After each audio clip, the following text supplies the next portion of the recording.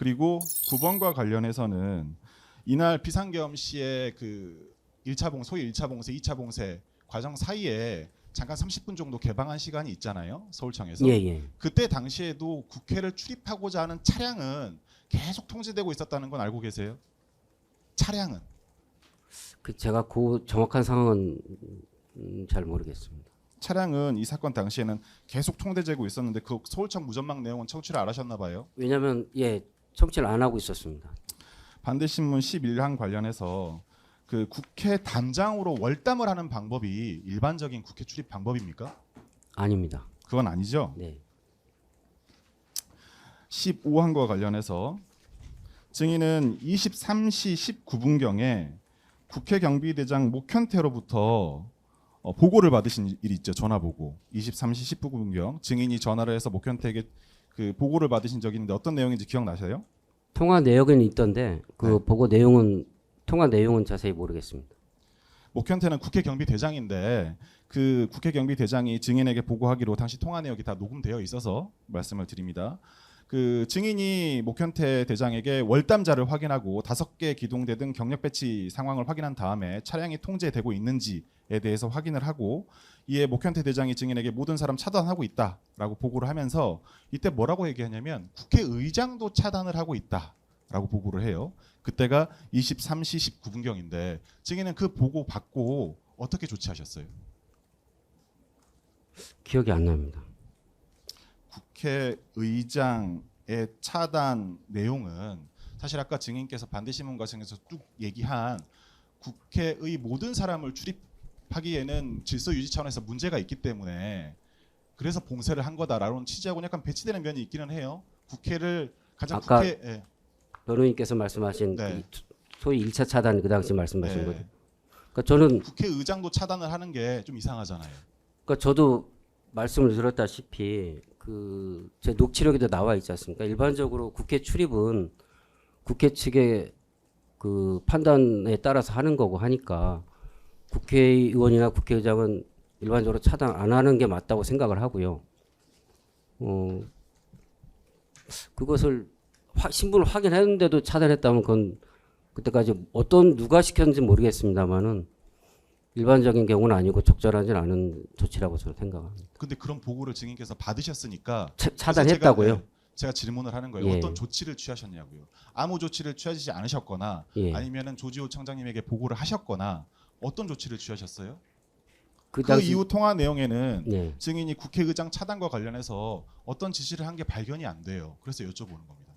네, 재판장님 저도 조금 특별히 잠깐 기억이 안 나는 게 잠시만요. 제가 좀 이의를 좀 잠깐 제기하고 진행해야 할 것 같습니다. 예. 아까 검사께서 이 사건 말고 다른 사건의 어떤 혼선으로 인해 가지고 이렇게 혼동으로 인해 가지고 그 지금 좀 묻겠다 이렇게 말씀하셨는데 지금 묻고 있는 사항이 지금 우리 사건과 어떤 연관성이 있는지 조금 밝혀주시면 근데 그 좋겠고. 부분은 예. 아까 변호사님 물어보신 부분 예, 할 때 반대신문과 관련된 아시는 부분이에요. 네네. 부분하고도 조금 연관이 네. 있는데 기본적으로 지금 피고인이 아까도 제가 반복해서 말씀드리는 거지만 공소 사실 중에 경찰에 대해서 어떤 지시를 해서 뭘 했다 하는 부분은 피고인의 공소 사실은 아니에요.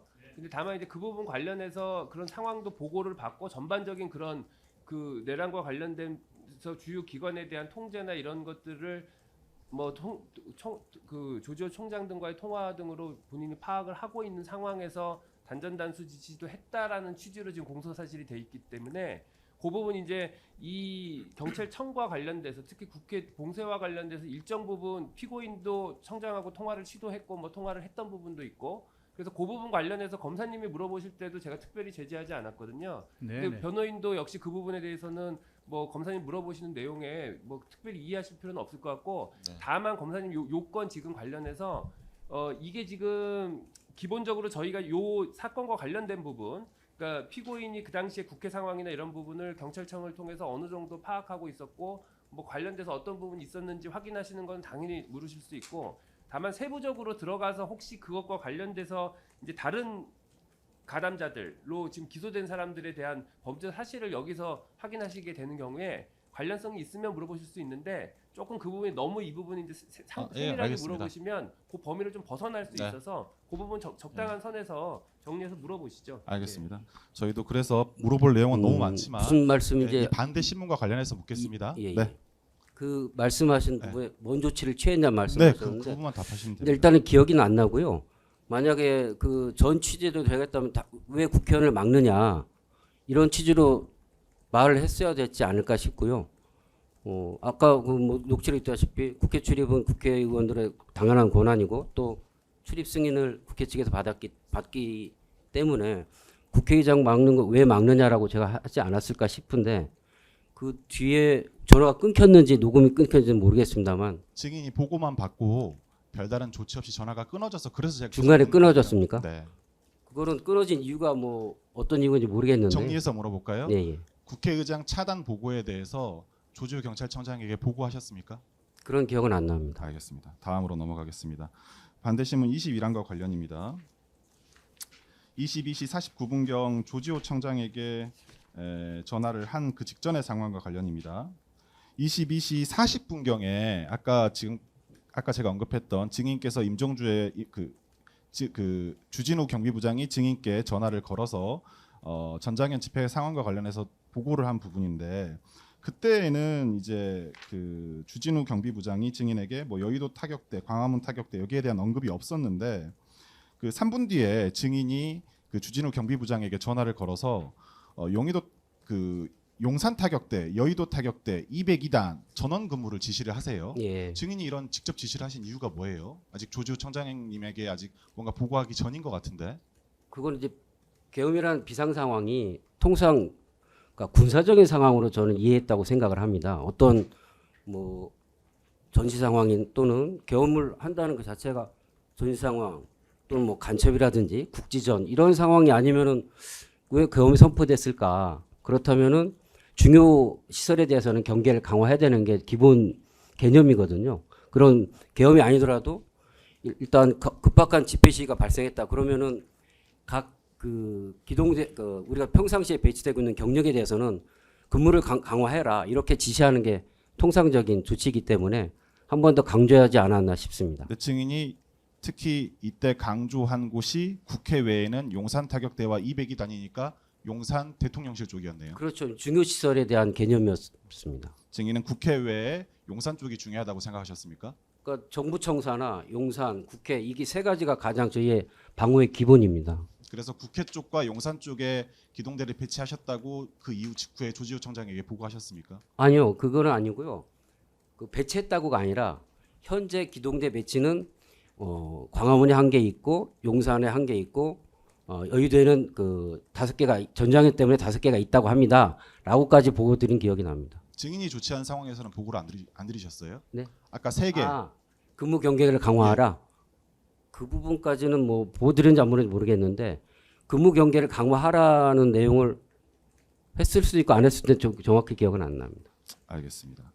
27번 관련입니다. 23시 17분경에 청사에 도착을 하셨다고 하셨는데 23시 19분경에 증인이 이번에는 목현태 경비대장에게 전화를 걸어서 통화한 내용이 있는데 여기에 대해서 기억나시는 게 아까 없으시다 그랬죠? 예. 당시에 아까 말씀드린 것처럼 월담자 확인을 하고 5개 기동대 확인을 하고 차량 통제 확인을 해요.